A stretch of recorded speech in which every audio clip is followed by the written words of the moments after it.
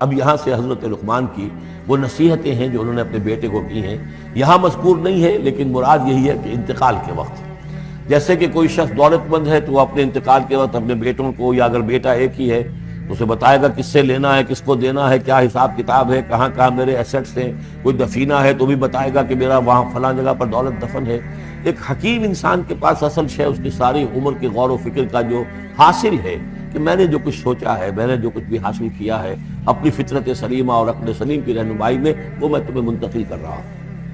وَإِذْ قَالَ لُقْمَانُ لِابْنِهِ وَهُوَ يَعِظُهُ، یاد کرو جب کہ کہا لقمان نے اپنے بیٹے سے اور وہ اسے نصیحت کر رہے تھے، یا بنی لا تشرک باللہ، نمبر ایک اللہ کے ساتھ شرک مت کیجو، ان الشرک لظلم عظیم، یقیناً شرک بہت بڑا ظلم ہے، بہت ظلم، سب سے بڑی ناانصافی۔ عربی زبان میں ظلم کہتے ہیں وضع الشیء فی غیر محلہ، کسی شے کو ہٹا کر اس کی اصل مقام سے ہٹا کر کہیں اور رکھ دینا، یہ ظلم ہے۔ اللہ خالق ہے تنہا، باقی سب مخلوق ہے، اب آپ نے مخلوق میں سے کسی کو اللہ کے برابر کر دیا، یا اللہ کو کسی اعتبار سے گرا کر مخلوق کی سب میں لا کے کھڑا کر دیا، تو اس سے بڑا شرک، اس سے بڑی ظلم، اس سے بڑی ناانصافی، اس سے بڑا ظلم کوئی نہیں۔ اب بنی لا تشرک باللہ ان الشرک لظلم عظیم، اے میرے بچے شرک مت کرنا اللہ کے ساتھ، اس لیے کہ شرک جو ہے بہت بڑا ظلم ہے، بہت بڑی ناانصافی ہے۔ دوسری وصیت ان کی کیا ہے؟ یا بنی انہا ان تک مثقال حبۃ من خردل فتکن فی صخرۃ او فی السماوات او فی الارض یأت بها اللہ ان اللہ لطیف خبیر۔ اے میرے بچے عمل، خواہ وہ نیکی کا ہو خواہ بدی کا ہو، انہا، ہا کی ضمیر ہے عمل کی طرف، عمل خواہ ایک رائی کے دانے کے ہم وزن ہو۔ اب یہ سب سے چھوٹی چیز، رائی کا دانہ، فتیلہ، نقیرہ، یہ تین چیزیں آتی ہیں قرآن مجید میں عام طور پر چھوٹی شے کے لیے، لا یظلمون فتیلہ، لا یظلمون نقیرہ، اور یہ کہ رائی کا دانہ، رائی کا دانہ بہت چھوٹا، تو چاہے وہ نیکی یا بدی ہو، رائی کے دانے کے ہم وزن، اور پھر فتکن فی صخرۃ، وہ کسی پہاڑ کی، کسی چٹان کے پیٹ میں جا کر، کسی کھو کے اندر جا کر وہ عمل کیا گیا ہو، اور فی السماوات، یا آسمانوں میں کیا گیا ہو، اب تو آسمانوں میں ہے نا، آپ خلا میں جا کر وہ عمل کر رہے ہیں، تو پھر اب تو انسان جو ہے وہاں تک پہنچ گیا ہے، اور فی الارض، یا زمین کے پیٹ میں گھس کر کیا گیا ہو، یأت بہ اللہ، اللہ اسے لے آئے گا۔ یعنی انسانی اعمال، انسان اشرف المخلوقات ہے، اور انسانی اعمال ایسی گھٹیا چیز نہیں ہے کہ ایسے ضائع کر دے اللہ، چاہے وہ نیکی ہے چاہے بدی۔ فمن یعمل مثقال ذرۃ خیرا یرہ ومن یعمل مثقال ذرۃ شرا یرہ، لیکن عمل ضائع نہیں ہوگا، چاہے وہ رائی کے دانے کے برابر ہو، پھر چاہے وہ کسی چٹان میں گھس کر کیا گیا ہو، کسی پہاڑ کی کھو میں کیا گیا ہو، چاہے وہ خلا اور فضا کی پہنائیوں میں کیا گیا ہو، چاہے وہ زمین کے اندر سرنگ کھود کر کیا گیا ہو، یأت بہ اللہ ان اللہ لطیف خبیر، یقیناً اللہ تعالیٰ باریک بین ہے، باخبر ہے۔ اب دو چیزیں آ گئیں، اللہ کے ساتھ شرک نہیں، اور اعمال کے بارے میں دیکھ لو، نیکی اور بدی کے نتائج نکل کر رہے ہیں۔ اس سے آگے بعد سے بعد الموت کا یہاں تذکرہ نہیں ہے، اس سے بعد جنت اور دوزخ کا، تو اس لیے کہ یہ چیزیں معلوم ہوتی ہیں پھر نبی کے بتانے سے۔ اصولی طور پر جو چیز حکمت سے انسان جہاں تک پہنچ سکتا ہے وہ دو ہے، ایک خالق اور اس کے ساتھ شرک نہ ہو، اور نمبر دو اس اعمال انسانی ان کا ضرور بدلہ ملے گا۔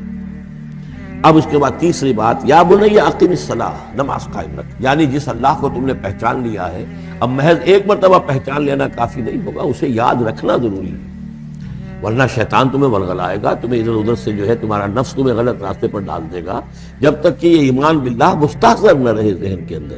اور ایمان باللہ کو مستحضر رکھنے کے لیے ذکر ہے جو ہم پڑھ چکے ہیں، اتل ما اوحی الیک من الکتاب واقم الصلاۃ ان الصلاۃ تنہی عن الفحشاء والمنکر۔ لہذا اب نماز کون سی تھی وہ ہم نہیں جانتے، لیکن کوئی ذریعہ ایسا ہونا چاہیے کہ تم اللہ کو یاد کیا کرو۔ یا بنی اقم الصلاۃ، اور نمبر 4 وَأَمُرْ بِالْمَعْرُوفِ وَانْهَ عَنِ الْمُنْکَرِ، اور نیکی کا حکم دو اور بدی سے روکو۔ یہ بھی تمہاری ذمہ داریوں میں سے ہے، یہ بھی انسان کی، یوں سمجھیے کہ اس کی انسانیت، اس کی شرافت، اس کی مروت کا تقاضا ہے کہ وہ اپنے جو ابنائے نو ہیں، جو بھی انسان ہیں، ان کی بھلائی کے لیے کوشاں ہوں، اور سب سے بڑی بھلائی ان کی، سب سے بڑی خدمت یہی ہے کہ انہیں برائیوں سے روکا جائے اور بھلائیوں کی دعوت دی جائے۔ وَاصْبِرْ عَلَىٰ مَا أَصَابَكَ، اور یہ بھی جان لو کہ اگر یہ امر بالمعروف اور نہی عن المنکر کرو گے تو تکلیفیں آئیں گی، مصیبت آئیں گی۔ پسند تو کسی کو نہیں ہے کہ آپ اس پر تنقید کریں۔ اگر آپ کسی بچے کو بھی سڑک پر کھیل رہا ہو، گلی میں کھیل رہا ہو، اگر آپ اس سے کہہ دیں کہ بیٹے یہ کوئی کرکٹ کھیلنے کی جگہ نہیں ہے، کسی کی گاڑی کا شیشہ توڑو گے تم، تو آپ دیکھ لیجئے پھر کیا آپ کا وہ اس کو کیا جواب دے گا آپ کو. اسی لیے آپ بولتے ہی نہیں ہیں کہ اب لے کر وہاں سے نکل جائیں. تو کسی کو بھی نصیحت پسند نہیں ہے، حق کڑوا ہے، لہذا آپ اگر حق کہنا ہے اور نصیحت کرنی ہے تو پھر تیار رہو کہ وہ ممکن ہے تمہیں پلٹ کر گالی دے دے، وہ کہے کہ تم پہلے ذرا اپنے دامن کو دیکھو تمہارے کتنے دھبے ہیں. اب جو بھی ہو برداشت کرو. اور اگر کوئی بڑی بات ہے، اگر فرعون کے سامنے جا کر حق کہو گے تو وہ تو کہے گا کہ میں تمہیں جیل میں ڈالوں گا. تو اس طریقے سے یہ وَاصْبِرْ عَلَىٰ مَا أَصَابَكَ، پھر جو شے بھی تم پر آئے اس پر صبر کرو. إِنَّ ذَلِكَ مِنْ عَزْمِ الْأُمُورِ، یقیناً یہ چیزیں ہیں جو بڑی ہمت کے کاموں میں سے. گویا کہ وہ چاروں چیزیں اس میں آ گئیں. وَالْعَصْرِ إِنَّ الْإِنسَانَ لَفِي خُسْرٍ إِلَّا الَّذِينَ آمَنُوا وَعَمِلُوا الصَّالِحَاتِ وَتَوَاصَوْا بِالْحَقِّ وَتَوَاصَوْا بِالصَّبْرِ. یہاں اصطلاحات علیحدہ ہو گئی، تواصی کی بجائے امر بالمعروف نہی عن المنکر آ گیا. صبر جو کا تو ہے، باقی ایمان اور وہ تمام چیزیں اعمال صالحہ میں سے نماز آ گئی، والدین کے ساتھ حسن سلوک آ گیا. آخری دو آیتیں ہیں وَلَا تُصَعِّرْ خَدَّكَ لِلنَّاسِ. اور دیکھو اپنے گالوں کو پھلا کر مت رکھو لوگوں کے سامنے، یعنی تکبر اور غرور اس انداز میں رہنا. وَلَا تَمْشِ فِي الْأَرْضِ مَرَحًا، اور تم زمین میں اکڑ کر نہ چلو. ان اللہ لا يحب كل مختال فخور، یقیناً اللہ تعالیٰ کو جو اکڑنے والے ہیں. اور یہ مختال بنا ہے خیل سے. خیل کہتے ہیں گھوڑے کو. گھوڑے کی چال میں ایک تمکنت ہوتی ہے، تو جب انسان بھی بڑی تمکنت کے ساتھ چلتا ہے تو وہ گویا کہ اختیال بن گیا. لا يحب كل مختال فخور، شیخی کھوڑے، فخر کرنے والے، اکڑنے والے اللہ کو پسند نہیں ہے. یہ مضمون سورہ بنی اسرائیل میں بھی آ چکا ہے. وَلَا تَمْشِ فِي الْأَرْضِ مَرَحًا إِنَّكَ لَن تَخْرِقَ الْأَرْضَ وَلَن تَبْلُغَ الْجِبَالَ طُولًا.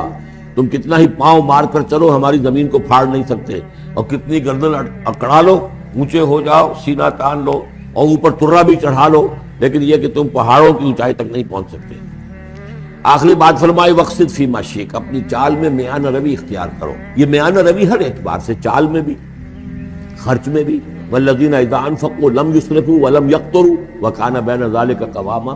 یہ ایک میچور شخصیت کا کہ اس کے اندر ہر اعتبار سے معلوم توازن ہو، انتہا پسندی کسی بھی اعتبار سے نہ ہو. وَاقْصِدْ فِي مَشْيِكَ وَاغْضُضْ مِنْ صَوْتِكَ، اور اپنی آواز کو پست رکھو.